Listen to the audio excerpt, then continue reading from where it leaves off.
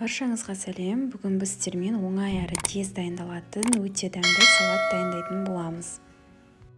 Салаттың құрамын описаниеге жазып кеттім, сол жақтан көрсеңіздер болады.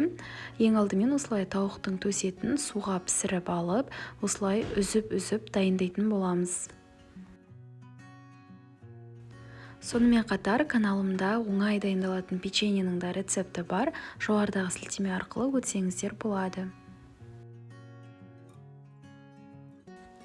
Қолдау ретінде каналға жазылып, лайк басып және де комментарий бөлімінде өз ойларыңызбен бөлісе кетіңіздер.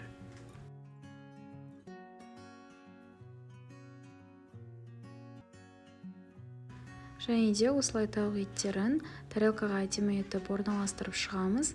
Кейін үстінен майонез жағамыз. Майонезді көбірек жағыңыздар, өйткені тауық еттері құрғақ болып келеді. Кейін қиярды ұзынша етіп тураймыз. Бұның орнына тұздалған қиярды қолдансаңыздар да болады.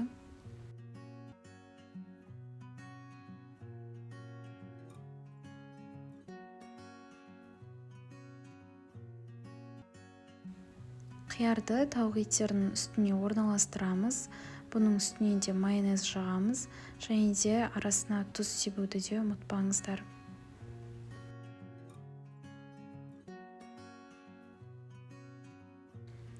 Кейін жұмыртқаны да майдалап турап, тарелканың үстіне орналастырып, оның да үстінен майонез жағамыз.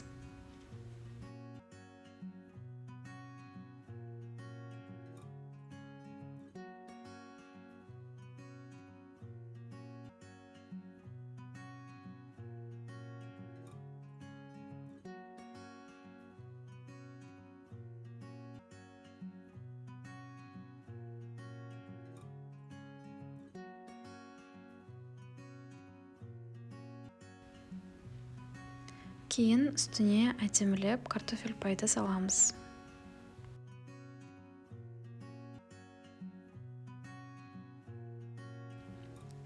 Жасап көріңіздер, өте дәмді салат, сіздерге ұнайтынына сенімдімін.